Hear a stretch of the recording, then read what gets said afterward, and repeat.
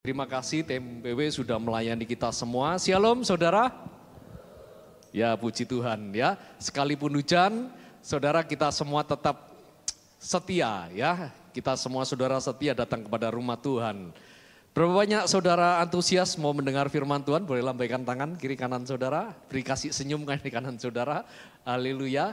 Ya saudara, malam hari ini saya akan mau sampaikan firman Tuhan dengan sebuah tema. Boleh ditampilkan multimedia. Ya, titik nol berkat Tuhan. Ya, apa yang dimaksud dengan titik nol, saudara? Ya, titik nol ini adalah sebuah, kalau saudara ada di sebuah kota, maka setiap kota ada yang namanya titik nol.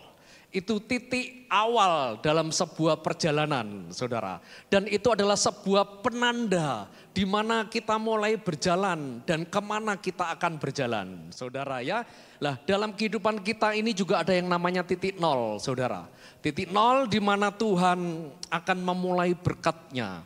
Dan salah satu penanda dalam kehidupan setiap kita adalah di awal tahun, saudara ya. Dan saya percaya di awal tahun ini yang akan menentukan, sebab titik nol ini juga akan menentukan bagaimana berkat Tuhan yang Tuhan percayakan dalam hidup kita ini akan berlipat kali ganda. Yang sepakat katakan amin, saudara.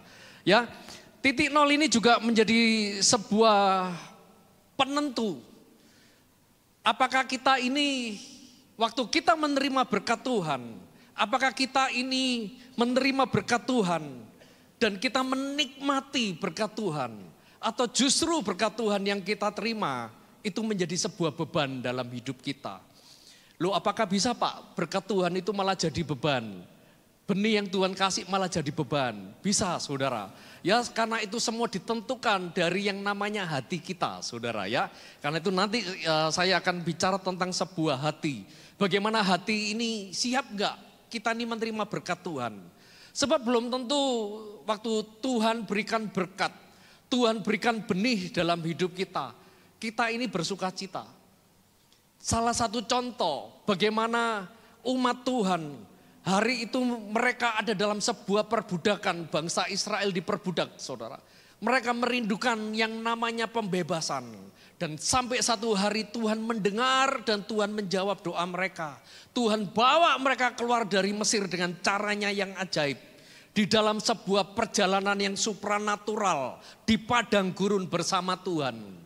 Itu satu-satunya menurut saya di mana hadirat Tuhan itu nyata dengan megah. Sebuah tiang awan, tiang api yang seumur hidup mungkin saudara saya nggak pernah lihat. Tapi bangsa Israel melihat kemegahan, kedahsyatan Tuhan berjalan di depan mereka. Tapi lihat, bukannya mereka bersuka cita.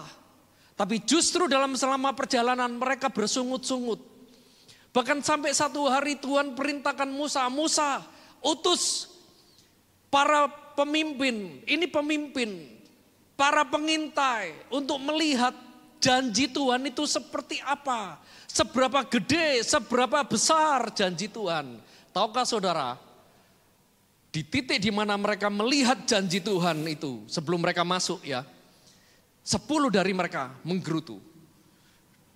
Tapi hanya sebagian kecil dari mereka menerima dengan sukacita, saudara.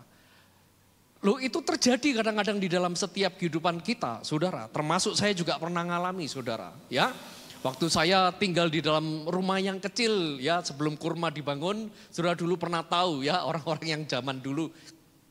Bagaimana itu rumah kecil, kami mengharapkan berdoa, rumah yang gede, rumah yang besar, rumah yang pantas. Saudara, saya dan istri bertahun-tahun kami berdoa bersama saudara. Sampai di satu titik Tuhan jawab loh. Dengan caranya yang ajaib. Kalau menurut saya ajaib saudara. Karena nggak mungkin kalau hari itu diulang kami sanggup membelinya saudara. Ya. Dengan cara yang ajaib rumah itu didapatkan. Bisa kebeli saudara. Ya. Dan satu saat saya ini pindah di tempat itu. Tahukah saudara? Ternyata hati saya ini enggak siap. Saya sama istri saya enggak siap hatinya menerima berkat Tuhan. Yang kami kerjakan setiap hari dari pagi sampai malam ngapain? Menggerutu saudara. Rumahnya gede, terlalu gede. Ini menghabiskan uang banyak, listriknya banyak. Saya ganti lampu itu sekitar ada kalau 40 titik lampu saudara. Ya, beli obat pel nggak cukup satu. Pembantu nggak bisa satu. Repot dan segala macam. Sampai satu saat Tuhan tegur dalam hidup saya. Dan saya bertobat. Dan sejak hari itu saya berubah saudara. Dan Tuhan ingatkan, kadang-kadang kita minta berkat Tuhan. Dan waktu Tuhan jawab, berapa banyak justru kita ini tidak bisa menikmati berkat Tuhan. Karena itu malam hari ini saya akan mengajak kepada setiap kita belajar saudara ya. Sebab saya percaya begini, untuk saudara mengalami berkat, bukan kerinduan saudara. Ya saudara mungkin punya kerinduan, tapi percayalah, Bapak kita di surga, dia terlebih rindu memberkati setiap saudara dengan kelimpahannya.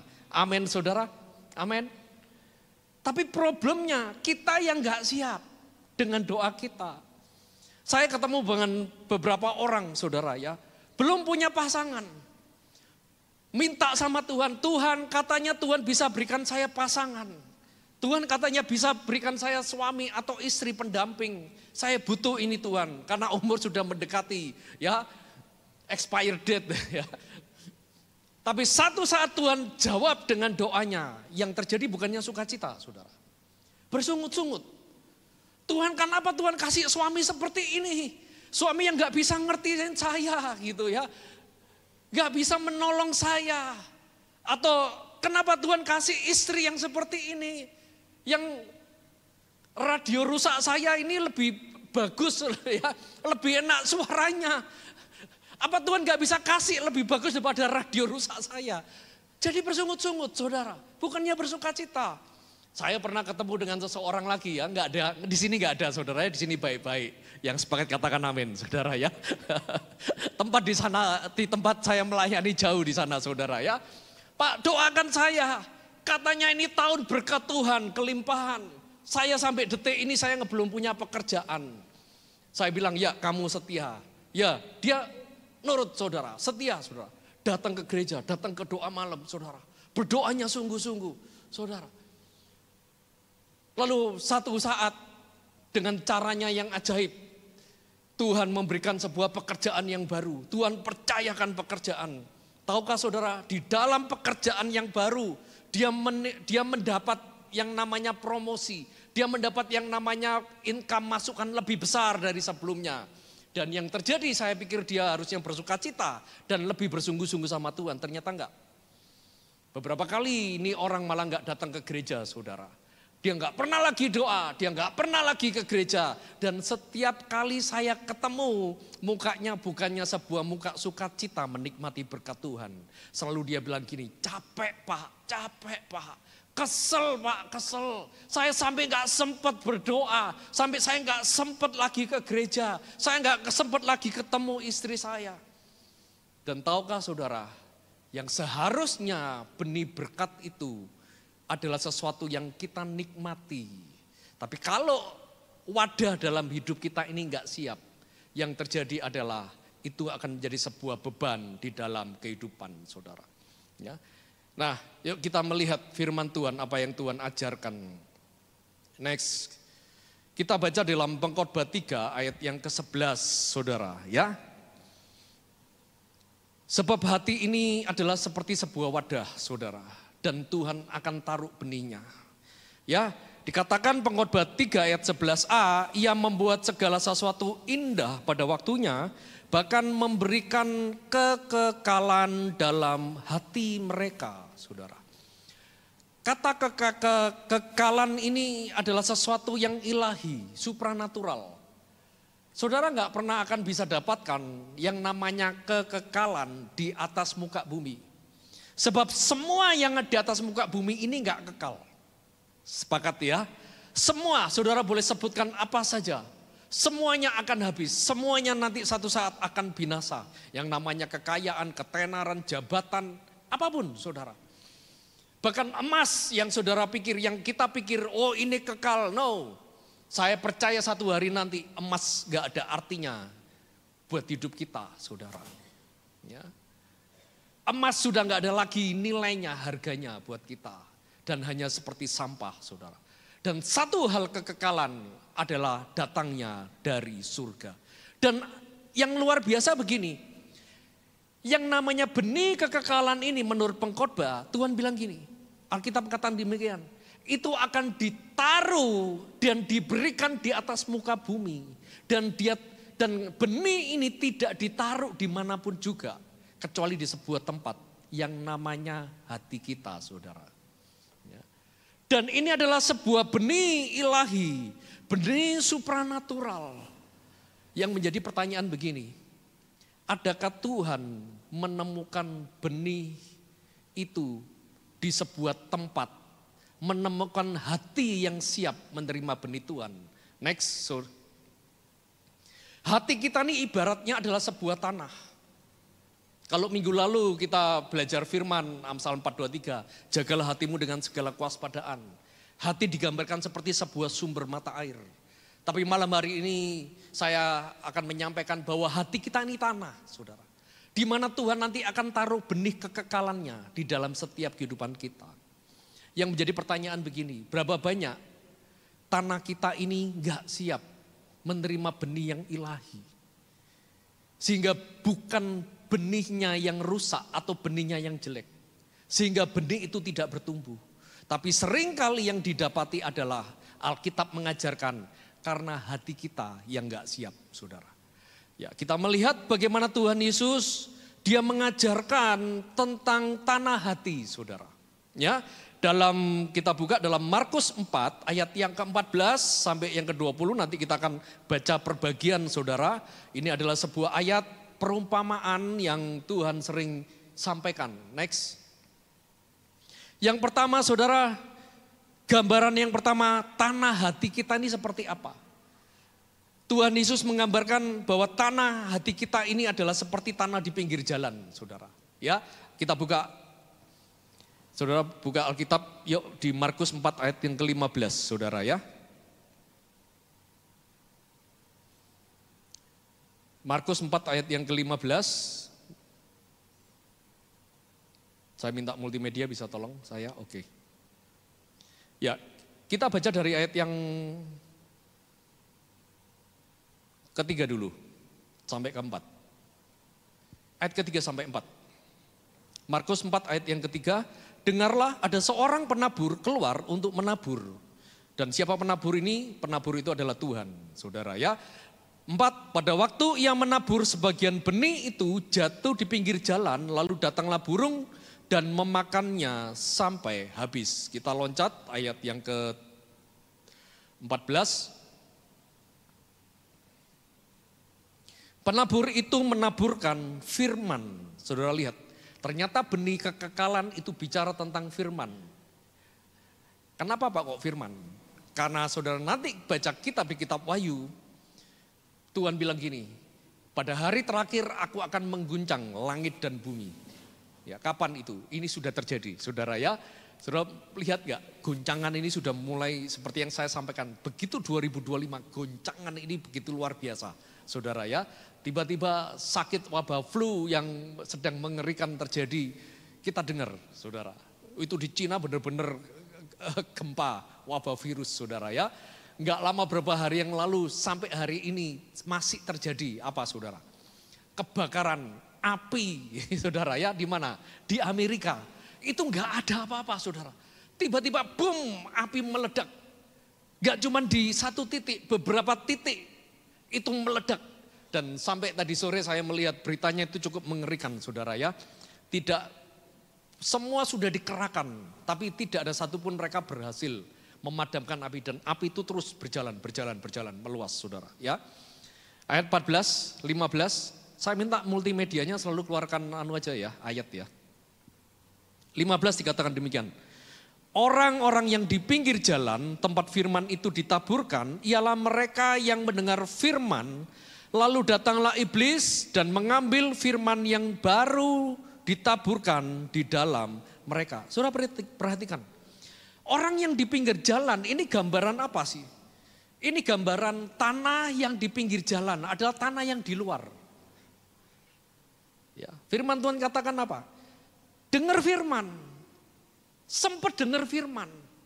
Tapi firman itu nggak pernah masuk.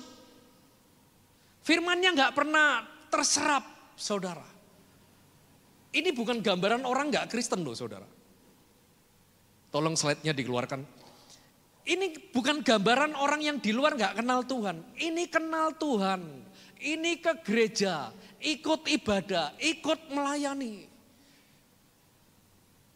Bukan jemaat baru, tapi jemaat yang duduk mendengar firman seperti kita malam hari ini, saudara dan saya.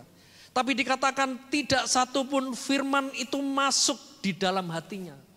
Artinya firman itu kalau didengar cuman ada di rata-rata di permukaan. Makanya apa yang terjadi, saudara? Firman itu diambil oleh iblis. Dan orang seperti ini memang benar-benar gak ngerti. Buat apa sih aku dengar firman? Toh firmannya juga gitu-gitu aja kok. Toh yang bawa firman juga gak enak kok. Toh firmannya juga ya dari A, B, C, D diulang terus. Gak ngerti betapa berharganya firman. Saya katakan ini seperti wanita yang bodoh, saudara. Sampai firman itu dikatakan apa? Benih itu diambil, dicuri oleh iblis, saudara. Lo iblis saja lebih pintar loh daripada kita kadang-kadang, saudara ya. Kenapa? Karena iblis tahu kalau sampai gereja Tuhan yang ini ngerti firman, hidup di dalam firman, berbahaya. Makanya saya sering mengingatkan diri saya begini. Iblis itu enggak takut kalau kita ini jadi miskin atau kita jadi kaya. Tapi yang dia takut kalau dia menemukan anak Tuhan hidupnya di dalam firman dan kebenaran firman, saudara. Saya ulang, iblis tidak takut saudara menjadi kaya. Iblis tidak takut saudara punya pelayanan yang banyak. Iblis tidak takut kalau saudara punya jabatan, punya nama baik, nama besar sekalipun.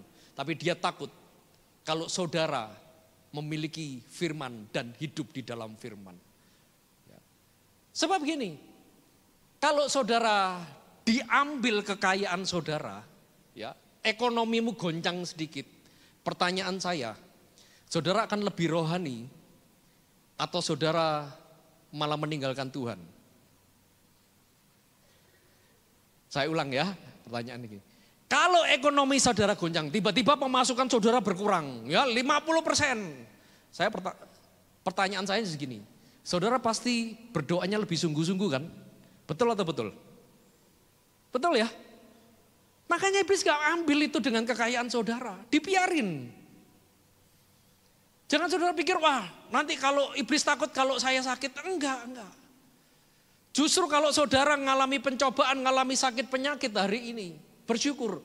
Artinya saudara masih diberi kesempatan untuk mengingat Tuhan dan lebih sungguh-sungguh datang kepada Tuhan dan mengandalkan Tuhan.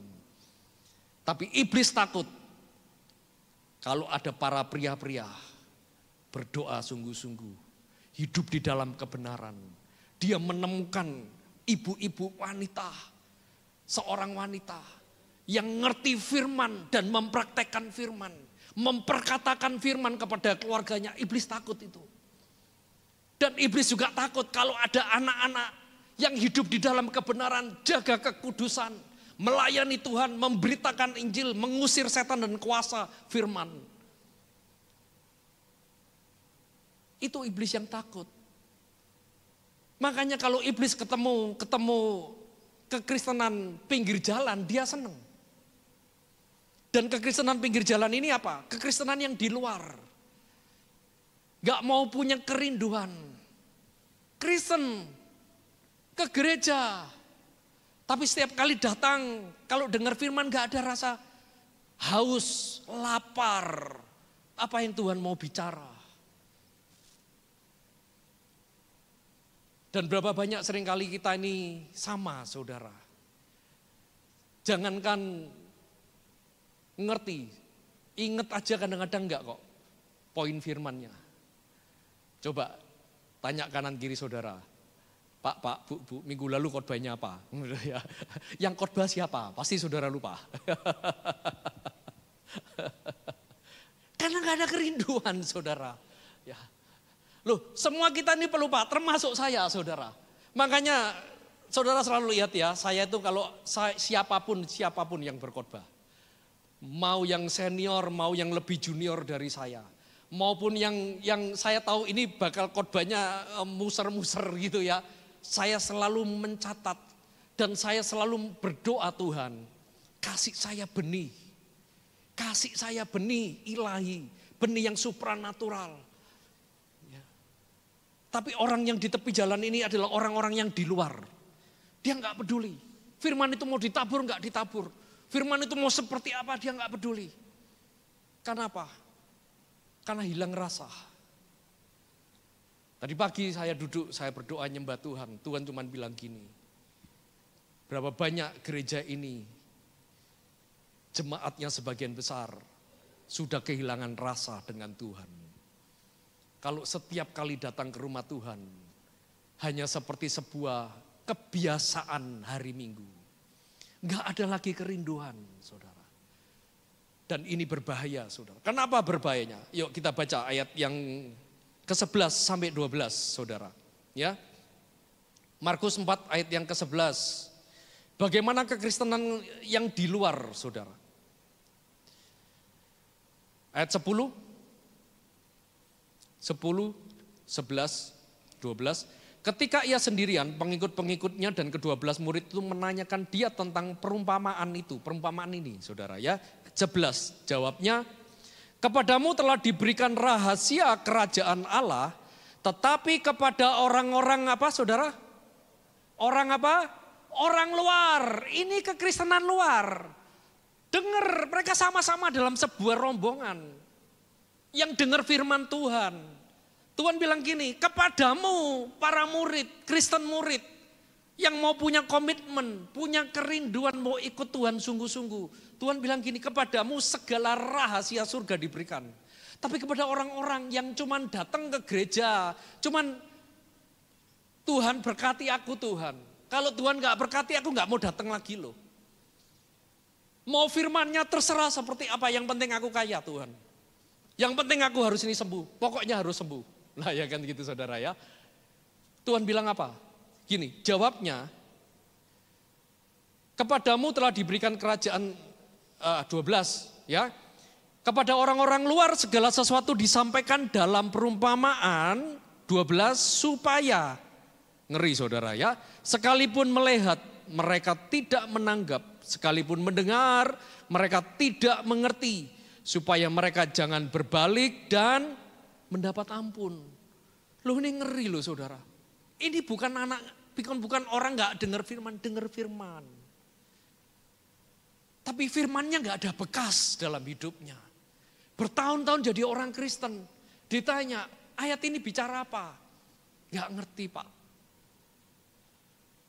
Kemarin kamu ke gereja itu dapat benih apa? Gak tahu Pak. Ada enggak saudara di komsel saudara FA ya, kalau giliran gitu ya, kamu hari Minggu kemarin dapat berkat apa? Lewat dulu Pak, gitu ya. Lupa semuanya. Enggak berusaha, punya kerinduan untuk menyimpan benih firman. Makanya firmannya ditotoli sama iblis saudara. Kuasanya diambil sama iblis. Berkatnya diambil oleh iblis saudara. Ingat, di dalam firman bukan cuma kata-kata, tapi ada yang namanya kuasa di dalam firman. Amin. Ya, ini poin pertama, saudara. Ya, yang pertama firman di pinggir jalan. Yang kedua bicara tentang apa, saudara? Tanah yang berbatu. Tanah seperti apa yang Tuhan bilang?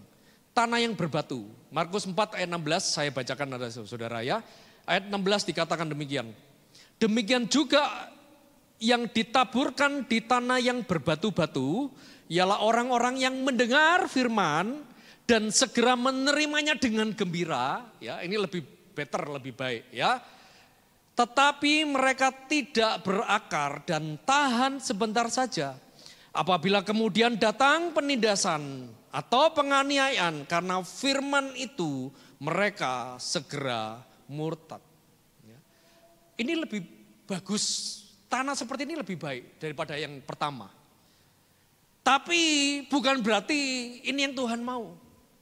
Sebab gini, sebagian tanahnya baik, tanahnya gembur. Tapi sebagian dikatakan apa? Tanahnya berbatu, saudara. Ini artinya apa? Kristen yang masih kompromi. Dengar firman, ya dengar. Tapi ada hal yang duniawi juga masuk. Ngerti tentang prinsip firman. Tapi yang hal-hal yang duniawi juga dimasukkan. Nah, ciri-cirinya apa, saudara? Ya, cirinya gini, kalau dengar firman cuman milih yang paling enak, yang cocok sama dagingnya, sama keinginannya. Begitu nggak cocok dibuang, saudara. Ditolak, nggak didengerin.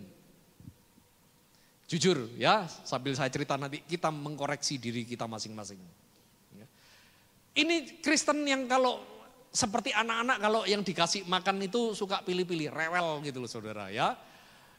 Ada yang doyannya sayur, ada yang nggak doyan sayur gitu ya. Jadi kalau menunya gorengan-gorengan suka. Tapi begitu dikasih menu yang sehat nggak suka, nggak mau makan, rewel. Itu seperti saya saudara dulu ya. Saya ini dulu kecilnya rewel kalau makan saudara ya. Kalau dikasih makan saya cuman pilih nasi sama kerupuknya, saya habiskan saudara. Tapi yang namanya daging, namanya sayur, saya nggak suka. Nggak enak, pahit, seret. Saya masih ingat, kalau saya ini diberi susu ya sama mama saya ini nggak suka minum susu. Saya ini punya kucing laki, waktu saya masih kecil namanya Ucok, saudara ya. Kalau namanya Ucok bukan berarti dia dari Batak, saudara ya. Saya nggak tahu siapa yang kasih nama ya, pembantu saya yang kasih nama. Jadi kalau setiap kali saya diberi susu sama mama saya pulang sekolah, nih susu putih ya, minum. Saya cuma minum dikit, saya tunggu mama saya nggak ada. Begitu mama saya nggak ada saudara, saya langsung ke belakang bawa susu saya kasih ke kucing saya saudara ya. Saya suruh dia habiskan susunya. Makanya kucing saya dulu badannya gede saudara ya, tulangnya besar, gendut gede saudara, keker saudara. Sementara saya saudara ya nggak tinggi-tinggi saudara ya sampai hari ini saudara ya.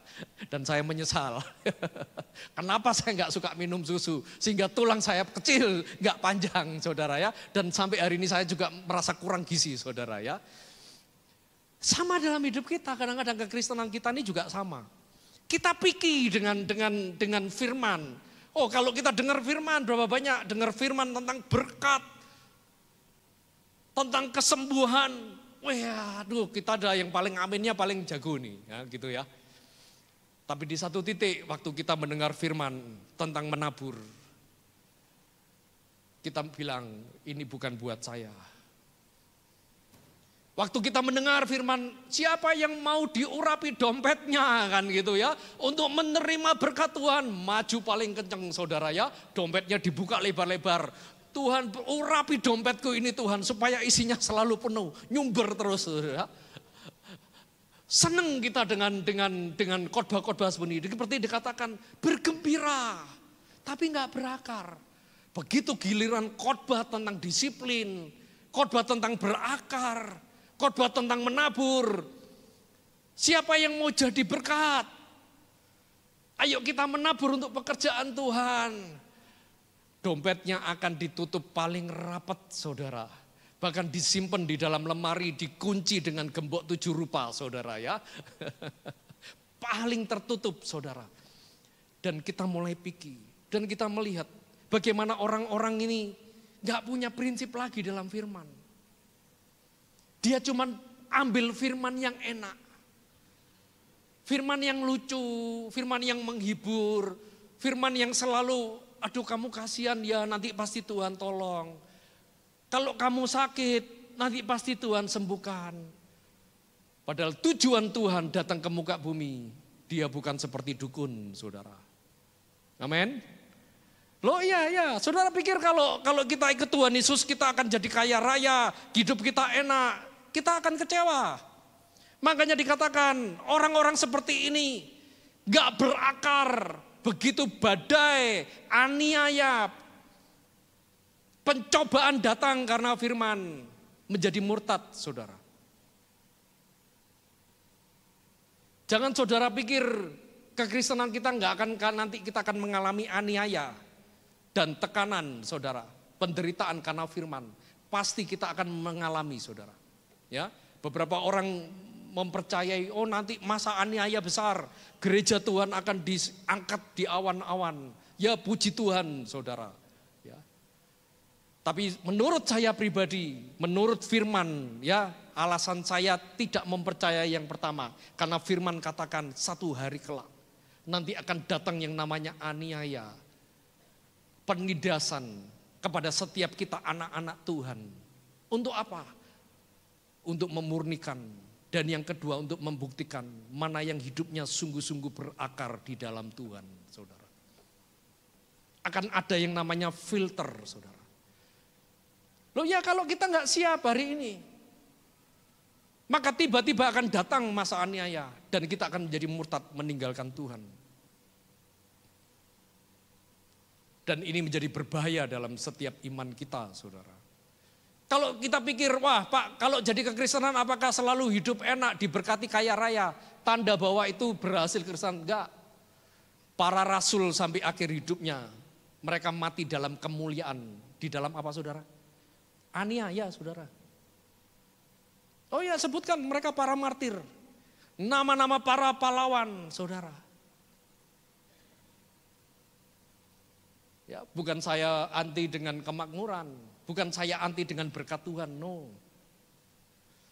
Tapi berkat Tuhan bukan ukuran kita sukses jadi orang Kristen. Kelimpahan, puji Tuhan, tapi itu bukan ukuran kerohanian dewasa rohani kita, enggak, saudara. Ya. Dan ngeri beberapa hari terakhir ini saya mendengar, ini beneran saya dengar. Mereka bilang gini, ini anak-anak muda. Ngapain kita jadi orang Kristen hari ini? Sebab satu hari nanti orang Kristen akan dianiaya. Orang Kristen nanti kalau nggak ada tanda di dahi dan di tangannya, nggak bisa hidup, nggak bisa kerja, nggak bisa dapat transaksi jual beli, nggak bisa. Semua karena sistem antikris akan pasti terjadi. Dan cukup ngeri beberapa dari mereka, ini di luar negeri sudah terjadi. Mereka meninggalkan Tuhan, meninggalkan iman mereka. Bahkan sebelum aniaya datang, mereka sudah meninggalkan Tuhan, saudara. Saya berdoa di tempat ini tidak ada satupun kita akan meninggalkan Tuhan. Sebab kita berakar di dalam Tuhan. Amin. Beri sorak-sorai buat Tuhan. Amin, saudara. Karena itu ayo, jangan cuman kekristenan kita ini. Kalau dengar khotbah, wah ini khotbahnya gak enak, saya gak mau datang. Ini bukan buat saya. Khotbah tentang berdoa bukan bagianku. Ini kan bagiannya hamba-hamba Tuhan, itu bagiannya Pak Agus, Pak Ade, para full timer, Pak Lukas, Bu Esther. Bagian menabur itu kan bagian mereka yang punya duit. Yang memang Tuhan gerakkan. Bagian yang dipanggil untuk melayani, khotbah tentang melayani bukan bagian saya nggak peduli. Kita pikir dengan firman. Makanya firman Tuhan bilang apa? Benih yang ditanam enggak berakar. Dan ujung dari orang-orang seperti ini yang hatinya berbatu adalah pemurtatan, saudara. Yang ketiga, saudara. Tipe ketiga adalah tanah yang bersemak duri. Ayat 18 dikatakan demikian. Dan yang lain ialah yang ditaburkan di semak duri, di tengah semak duri, itulah yang mendengar firman, sama mendengar firman. Tapi 19 dikatakan lalu kekhawatiran dunia ini dan tipu daya kekayaan dan keinginan-keinginan akan hal lain masuklah menghimpit firman itu sehingga tidak berbuah, saudara. Ya. Tipe ketiga ini tanahnya oke. Tapi problemnya dia dengar firman, benihnya bertumbuh, problemnya dia tetap mendengar apa yang dunia katakan. Apa yang iblis sampaikan, dia dengar semua. Mendengar firman tentang kekudusan, oke, ngerti tentang kekudusan. Tapi keluar dari gereja,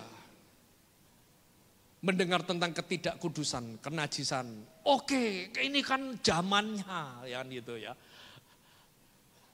Siapa sih yang nggak pernah lihat film-film porno? Semua, ya kalau di kalangan anak muda hari-hari ini malah cukup edan saudara ya, makanya berhati-hati. Yang namanya LGBT, yang namanya penyimpangan seksual itu biasa Pak, teman saya juga gitu semua kok.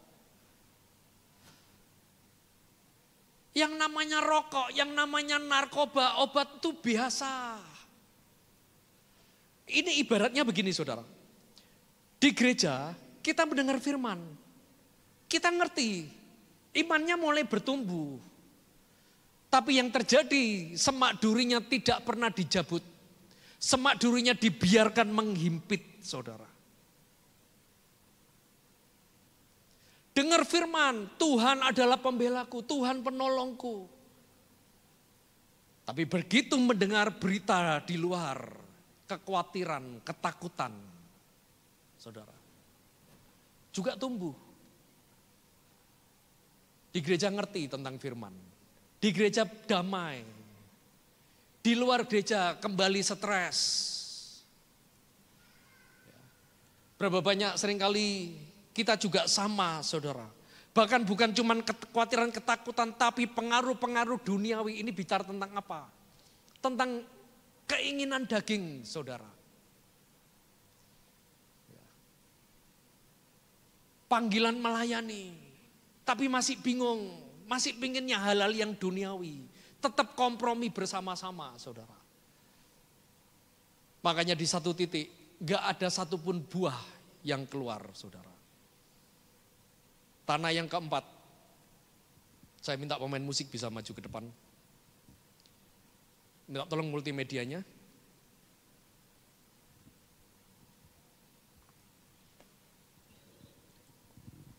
Tanah keempat yang firman katakan tanah yang baik.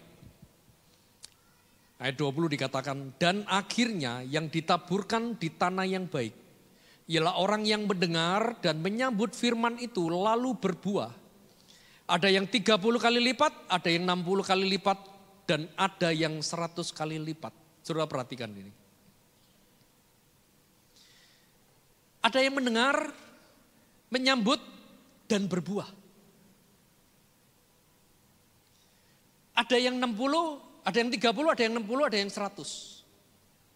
Ternyata pertumbuhan berkat, pelipat kali gandaan, itu pasti terjadi kepada setiap orang yang tadi dikatakan apa? Mendengar, menyambut, dan berbuah. Pak kok beda-beda? Kenapa ada yang 30, ada yang 60, ada yang 100? Bagaimana itu menjadi 30, bagaimana menjadi 60, dan bagaimana menjadi 100? Itu ditentukan dari seberapa besar hati kita ini antusias menerima firman. Saudara. Hati kita ini siap menerima firman. Makanya dikatakan apa? Ada orang yang cuma mendengar. Tapi ada di tengah-tengah kita, dengar, menyambut, dan mengerti. Mengerti ini artinya begini. Saya ini punya kebiasaan sama istri saya yang saya bangun saudara ya. Setiap kali kami dengar firman, pulang gitu ya, besoknya kami catat, saya merenungkan kembali firman. Tuhan, tadi aku dapat berkat ini loh Tuhan. Tuhan itu bicara apa? Saya berdoa, saya baca beberapa artikel ya, kalau Alkitab ini kan ada versi ya, bahasa Indonesia, BIMK, ada bahasa Inggrisnya. Saya cari semua saudara. Tuhan ini bicara apa? Dan tiba-tiba Tuhan itu bicara banyak, bicara banyak, bicara banyak. Jauh melebihi apa yang disampaikan pengkhotbah. Saya mau katakan khotbah itu enggak ada yang sempurna. Siapapun yang khotbah tidak ada yang sempurna. Tapi baiklah waktu kita nih dengar khotbah disampaikan, ada 1-2 hal benih yang saudara doakan. Tuhan, aku minta benihnya. Kalau malam hari ini diberitakan mungkin tentang Roh Kudus, Tuhan mau bicara apa tentang Roh Kudus? Kalau hari ini diberitakan tentang kekhawatiran, tentang kedamaian, Tuhan bicara apa tentang kedamaian? Mungkin beberapa poin disampaikan hamba Tuhan, tapi 1-2 poin saudara bisa tangkap, saudara bisa catat, saudara bawa pulang. Sampai di rumah, kita merenungkan kembali firman Tuhan. Tuhan mau bicara apa? Ini dikatakan apa? Menyambut, ngerti tentang firman. Bukan dari kata orang, tapi Tuhan sendiri berbicara. Dan yang ketiga apa saudara? Ada yang berkatnya 100 kali lipat.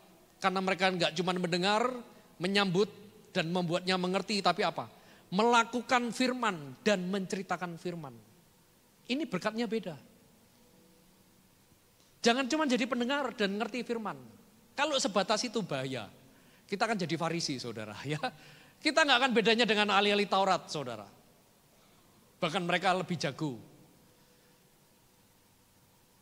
Jangan pernah puas dengan berkat-berkat yang cuma 30-60. Minta 100 kali lipat. Sebab janji Tuhan akan terjadi, pasti bisa. Waktu kapan? Kita melakukan firman. Dengan anugerahnya. Gak cukup melakukan firman. Menceritakan firman. Apa yang saudara terima, saudara berkati, sampaikan. Setiap pagi saya selalu baca firman, saudara ya. Target saya ini setiap hari 2 pasal. Saya belum bisa baca 5 pasal, ya saudara belum. Mungkin beberapa saudara bisa menghabiskan Alkitab sehari 5 pasal gitu ya. Saya salut. Tapi bagi saya enggak apa-apa. Yang penting saya baca firman. Tapi dalam setiap pembacaan enggak semuanya saya ngerti saudara. Apalagi kalau ayatnya sudah mulai masuk ini kan ukuran. Itu yang paling pusing ya. Terus apa? Silsilah saudara. Sampai beberapa pasal. Dah itu yang paling pusing. Tapi saya percaya begini, bahwa setiap kali saya baca, Tuhan itu bisa bicara loh. Bahkan di dalam ukuran Tuhan bisa bicara. Satu hari saya baca itu kitab bilangan, isinya kan ukuran saudara ya. Dan saya bilang gini, Tuhan itu mau bicara apa? Dan tiba-tiba Tuhan bilang gini, lihat nak, kalau Alkitab bisa tulis ukuran dengan tepat. Apalagi kebutuhanmu yang sebenarnya jauh melampaui rumitnya ukuran bait Allah. Ukuran hari, jumlah bintang. Kalau cuman kebutuhanmu, jangan pernah khawatir dan jangan pernah takut. Sebab semuanya akan lebih daripada apa yang kau rindukan dalam hidupmu. Apa yang sanggup kamu ukur, kata Tuhan. Itu berkat. Sekalipun saya nggak ngerti. Sekalipun hari itu waktu saya baca. Dan nggak cuma berhenti saudara. Saya mulai share sama istri saya. Biasanya saya share sama istri saya. Hari ini aku dapat berkat Tuhan ayat ini. Gimana kalau menurut kamu? Apa yang kamu dapat? Dia mulai share pada saya saudara. Ya. Beberapa hari ini dia mulai share tentang peperangan rohani saudara. Saya bilang sama, saya juga. Yuk kita perangi apa? Hari ini rasa malas. Rasa hambar ikut Tuhan. Ini yang sedang menyerang hamba-hamba Tuhan hari ini. Kita mulai berdoa buat mereka. Ayo saudara, jangan pernah berhenti. Yang terakhir saudara. Bagaimana kita memiliki tanah hati yang gembur saudara. Yang pertama, tanah yang baik itu punya kedalaman. Sebab kalau nggak punya kedalaman, ya, saya percaya setiap tanah yang terlalu dangkal itu kalau ditanami tanaman buah atau tanaman-tanaman yang besar pasti akan mati. Saudara lihat ya, kalau saudara masuk di depan gereja ini ada pohon kurma saudara di depan. Itu pohon benihnya asli dari Israel, asli saudara. Itu bukan dari Arab, bukan dari Indonesia, kurma Indonesia atau kurma Malaysia, kurma manapun enggak. Karena tahun 2000 kami sekeluarga berangkat ke Israel, hari itu almarhum Pak Budiono dia beli kurma di Yerusalem dan dia makan dan bilang wah ini enak banget. Itu bijinya enggak dibuang, sengaja dia simpan beberapa 5 biji kalau enggak salah saudara ya. Dibawa pulang dia bilang gini, aku akan tanam ini. Betul saudara sampai rumah ditanam dalam pot kecil saudara ya. Jadi sebenarnya sudah ada 5 pohon tapi yang 3 mati saudara ya. Karena salah satunya juga saya pernah tanam di rumah dan akhirnya mati juga. Yang 2 ditanam di gereja. Sebenarnya ini pohon yang hebat. Benihnya luar biasa, manis. Dan buahnya besar. Tapi yang terjadi setelah 20 tahun, hampir 25 tahun, tidak sekalipun kami ini panen. Tidak sekalipun kita semua menikmati buahnya. Betul saudara ya? Ada yang pernah menikmati buahnya? Gak ada kan? Kenapa?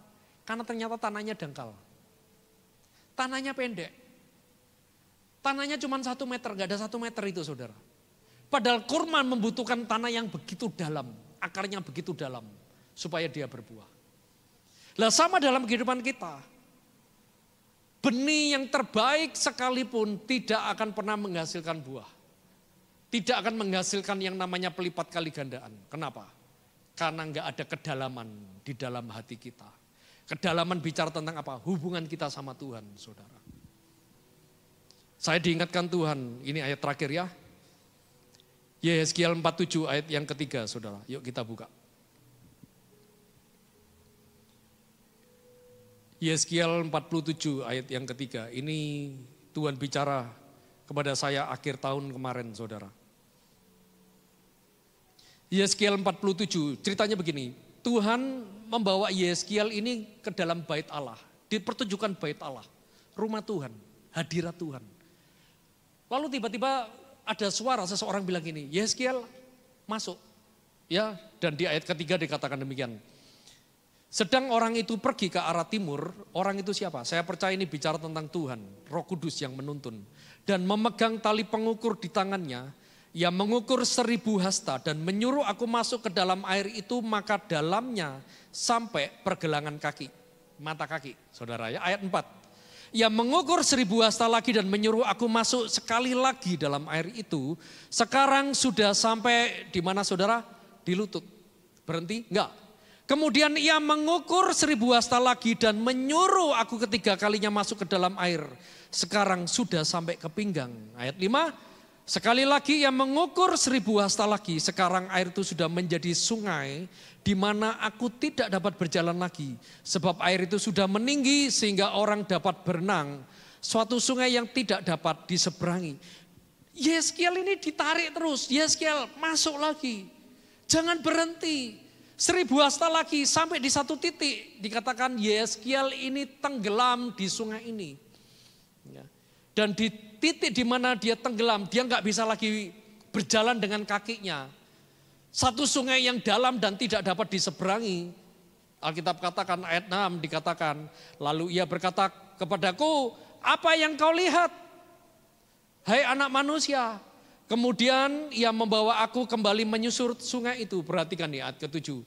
Dalam perjalanan pulang, sungguh sepanjang tepi sungai itu ada amat banyak pohon di sebelah sana dan di sebelah sini. Ia berkata kepadaku, sungai ini mengalir menuju wilayah timur, menurun ke arah Yordan dan bermuara di Laut Asin.